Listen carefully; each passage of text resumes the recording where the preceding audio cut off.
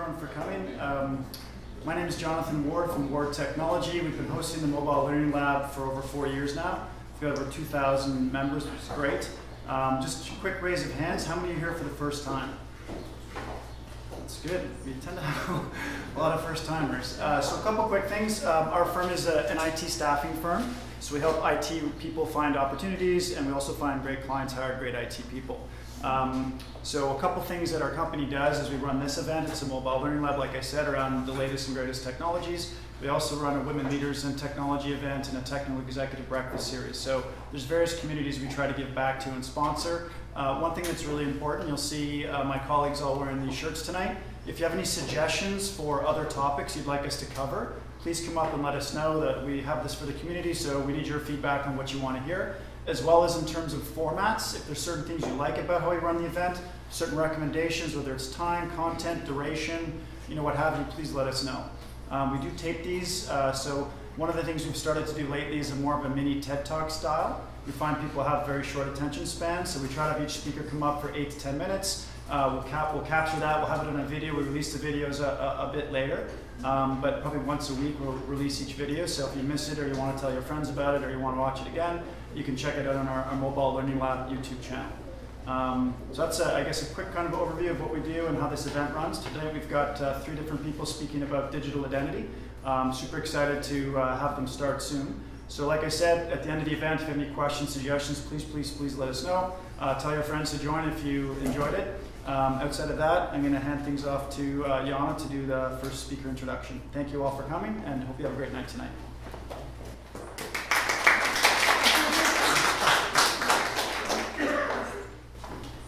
Hi everyone. Our first speaker is Steve Aitken. He's the Director of Product at Myant, and he's a consumer electronics product innovator and entrepreneur who has spent his career bringing many successful products to market at BlackBerry, Jaybird, and now at Myant. He's currently working on bringing textile computing to the mass market, and his presentation will focus on embedding technology into textiles and clothing industry. He will discuss the unique challenges and opportunities textile computing introduces in the market. Please welcome Steve. Thank you. Hello everyone. I'm Steve Aitken, Director of Product at Myant. So we're a textile computing company, which is something that a lot of people haven't heard of. It's a really new field, but it's something that we're really excited about. Today I'm going to be talking about biometrics and how we're using that. So if you have questions throughout, if it's a burning question, feel free to ask right away. If not, we can take questions at the end. So before I start talking about textiles, I can tell you a little bit about myself. I grew up in Guelph. For those of you who don't know, that's about an hour west of here. I had a pretty normal childhood. Went to school, played some competitive sports, hung out with friends. And one of the things that I found while doing this is when I'd come home and see my mom, she'd always know what's going on. She'd be able to figure out if I'm sick, if I got in trouble at school, if I did something across town with a friend, somehow she would know. And many years later, I kind of realized that she was collecting data from different points. She would talk to my teachers, talk to my baseball coach, my friends. my friends' parents, and even look at tells for me. Am I looking sick? Do I look sad? And kind of realize that this is kind of like the Internet of Things. That she's using all these different pieces of data from all different places. And my mom was kind of like the AI that pulled everything together, pulled out insights, and made brought order to all that chaos. And that's kind of what we're doing with textile computing. So we're trying to get the human operating system on the grid. And we think that this is a really important piece of the Internet of Things and of kind of AI and big data plays in general, ways to just get data off of people. That's one of the challenges that we definitely see. There's not many comfortable ways. Right now we have a lot of watches and wristbands, but it's pretty limited what you can just do from the wrist. And that's why we looked at textile computing as the way to do that. And so if we look around the room right now, all of us are pretty much covered head to toe in clothing. So that means we are able to cover essentially 100% of the body. And if you think about when you're touching clothing or other textiles like your bedding or couch, that's essentially 100% of the day. And I mean, I guess unless you're living in like a nudist colony, that's like 100% of the time. So we're able to cover most of human interactions with textile. And in fact, the World Economic Forum is predicting that 10% of us will be wearing clothing that is connected to the internet within the next 4 years. And as of today, it's like a fraction of a percent. So we're expecting huge growth in this area. And when I'm talking about, I guess, what can we actually do with textiles, the answer is a lot. And it depends where we're sensing on the body. So I'll just jump through a couple of these. So if we think of a stretch sensor, so this is a very simple piece of technology. You stretch it and the resistance changes. If we put this at the chest, we can look at respiration. We can understand how you're breathing. If we put this at the abdomen, we actually get more information about how you're breathing because we can then look at your chest and how your stomach are breathing differently. We can also look at things like bloating in the stomach. Or if we put it, say, down around the ankle, we can look at like water accumulation and edema. And so some things that are really important for diabetics. So we can look at a lot of different things across the body. The other thing we can do in textiles that's pretty unique compared to other types of human-computer interfaces that are out there is that we can send signals back to the body, and we call these actuators. This means we can have a bidirectional communication, and so we can sense things. We can then analyze it with my mom, the AI, and then we can respond back. So some of the examples would be haptic communications. We can have vibrations throughout the clothing in different areas. One that I think is really cool is electric muscle simulation. So we're using this for a variety of different,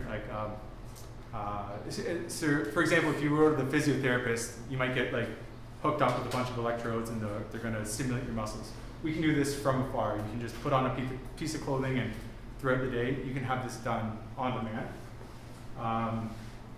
We're also using it for working with some paraplegics so they've lost all movement in the body, and we're now able to have their hands move, their arms move. And so we see, this is a long road to be able to get there, but we think that we can actually help people gain back mobility that have completely lost it. And then I guess where we see this technology being applied, it's really across all industries, like anything that people are involved in. So some of the areas that we're actively working on right now is for space, to be able to prevent atrophy of muscles while people are flying to Mars. In smart cities, to be able to cover, actually we're specifically focusing on cars, so car seats, so the car can actually sense what's wrong with you. For an example, if you're in an autonomous car and you have a heart attack, well, how does the car know?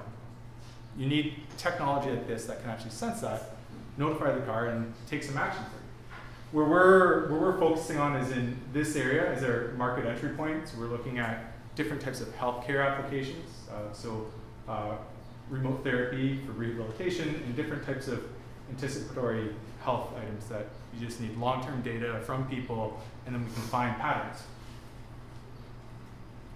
The first product that we're launching is biosensing underwear, and we always get a lot of jokes, so feel free to laugh, it's fine. But it's got a number of different sensors built into it, and we picked this as the first product because it's something that we all wear all the time, and it's pretty hidden, so we didn't have a lot of the challenges that you'd see with if you're putting on a shirt or that, because we all have different fashion choices. We think that we will get there one day, but we'll take more scale. But the underwear is reasonably hidden, and we actually can sense a lot of really great data from the waist. Where we've chosen to focus with the product is for this AFib detection, so we're looking at heart arrhythmias.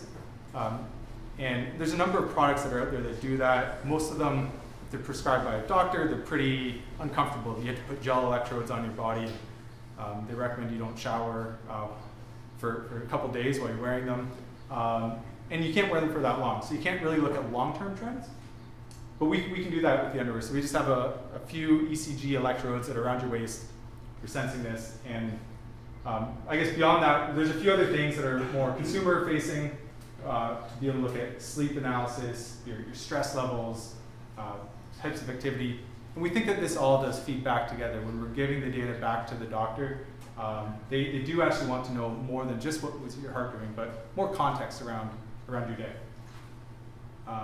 And I guess just to dig into like the biometrics a little bit here, so how we're detecting arrhythmias. This top one here would be a normal ECG. There's, well, to go into details, it's the PQRST complex is what they call it. And so when we look at someone who's experiencing atrial fibrillation, the R peaks are much more sporadic. You don't have a consistent heart rate. So that's one of the tells that we can see that you do have this issue. And the other is the P wave, which is here. If you look at this one that's AFib, the P wave is just non-existent. And that's just how the electrical signal is firing in your heart, that is then missing. So that's the first thing that we're going after. There's a lot more information we can extract from the ECG signal, but partly because of some like FDA restrictions, we're focusing on one thing to start, and then we'll be building up from there. Yeah, and I guess then the other things we'll be doing is extracting more data. So this is just some plots from accelerometer outputs, so we can look at your motion. We can layer this on top of the ECG data, and also your respiration. We understand how you're breathing. For this, we're looking at use cases like sleep apnea, so we can understand, are you not breathing for some period during the night? And all these are pieces of information that doctors would really like to get their hands on. And going forward, we'll be introducing a lot more form factors to be able to cover the body better. I'll just touch on a couple of them here and can answer questions about others. So these are some different types of braces that have heat and muscle stimulation built into them. And so this is for that remote therapy use case. So yeah, instead of needing to continually go in to see a physiotherapist, they can prescribe this from afar and deliver that to you. This one here is a sleep mask that has EEG sensors. So we're looking at your brain waves. It also has some bone conduction microphones to help you sleep better, so it can play white noise for you. And well, I guess that's as much as all. We can talk about some of these other ones later. And that's it. So lots of time for questions. So thank you very much. Are you off-the-shelf sensors, or you make your own sensors? Or so where most of our technology lies is on the textile portion of it. okay. So for the electronics, we're using off-the-shelf electronics. And then yeah, our IP is in how does the sensor interface with your body, and how do we route from a piece of electronics to different parts on the body. Okay, and are you using any off-the-shelf software, or is it like really to like a different, like a? We are, right now all of the products are being routed over Bluetooth to your phone and then up into the cloud. Yeah. Is it washer friendly and dryer friendly? Yeah, so yeah, we right now we're actually, what we're limited by is batteries. So we do have to remove a battery to be able to put it through the washer and dryer, but beyond that, the fabric is all good to go in there. So it still continues to work? It still continues to work, yeah. And then in our long-term vision is that we will eventually be able to embed the batteries directly in. There's a few pieces of technology that look promising, but we're still, maybe 3-5 years out from that becoming a commercial type of battery. And in that case, you'll never need to charge. Actually, you can just wear it, wash it, dry it, put it in your dresser, and you're good to go the next time. I'm also wondering, is there a bio-identification somewhere? How would you be able to identify someone specifically? Yeah, so for bioidentification, we can do it a number of ways. So we've explored using just ECG for that, and we're in the mid 90% accuracy to identify people, but then we believe, we haven't actually explored this that deep yet, but if we layer on top some of the accelerometer data, so we understand your gait, how you walk, we layer on top of your breathing and other pieces, that we will be able to get that to be a very high standard. But it just hasn't been a focus for us since we're focusing now on these healthcare use cases. Yeah. Thanks. So, yeah, so is it like fire retardant in terms of the makeup, and is it like circuitry, like if it short circuits, like what safety mechanisms do we have built in so people don't like spontaneously? Yeah, so I'd say like most of the fabric, it's not fire retardant. It's similar to what you're wearing today. So we use, for the majority of the garments, we are using things like cotton and different types of like synthetic blends. For the active portion, so we're using a variety of different things like silver and carbon and a few different materials. Some of them are fire retardant, and specifically for the cases that we're applying heat, that's built in. For the sensing cases, it's actually reasonably safe. We're not injecting power. We're only reading from the body, so it's safe. It's very similar to having a Fitbit on your wrist. Yeah. I was thinking more about using your phone to get it up to the cloud, and how you can apply this in third world countries where there's not always all the medical help, etc., etc. And this can be potentially very useful for that, but they don't always have as good internet, so you probably have a limitation there where you can distribute this. Yeah, so and I think definitely like third world countries is something very interesting, because there's more of a burning need than we have here. There's needs to just get this like first line of care. So we are looking at that. Like there are some restrictions around like internet connection. We have some ideas on how we can solve that with kind of like hubs and things like that. We also have a limitation on price, because these they're not as expensive as medical devices, but they're still not cheap. So one of the things we want to do is work on getting more scale so we can bring prices down, so we can serve these other markets. And do you know the lifespan of such a garment? How long does Yes, I mean it does depend on the garment. We've designed right now to be at least 50 washes. So for like that's if you're wearing once a week, that's a year. We're hoping to get it to be longer, so it could be a couple of years. Who's buying? Who's your typical buyer right now? So we haven't actually launched this product yet, but the people that we're going after, the first group are actually people who are going to hospital. They've been identified that they have an issue and the doctor wants to prescribe them something. That's the first group that we're looking at. So that it's around 7% of U.S. adults that have atrial fibrillation. That's the first group we're going after. And then beyond that, we're looking at essentially everyone that has that are at risk of heart issues, which it's outstanding that it's a ridiculous number. It's 47% of U.S. adults have risk factors for heart disease. So ultimately, that's where we want to get to. But we're starting with these people that have this acute need. Any other questions? Yeah. Do you have a patent on this, or is it patentable? We have about 100 patents that have been issued now. Yeah. Would you say you're a fashion company or a tech company? It depends who in the company you ask. So we have about 50 engineers, and we have I think 6 fashion designers. So I don't know who wins there, if it's the numbers or who designs like the pretty stuff here. So you're designing. So you're taking off-the-shelf components, but you're designing your own encasings and all that. Yeah, we do. Like so on the electronic side, we do all the board design, circuit design, just using off-the-shelf ICs. The mechanics is all done in-house. The fashion design is done in-house, and we actually have a full knitting facility. So we have an 80,000 square foot facility with now over 100 machines that can actually knit these things. So we have IP in how they're actually knit. Okay, well, thank you, everyone. Appreciate you listening.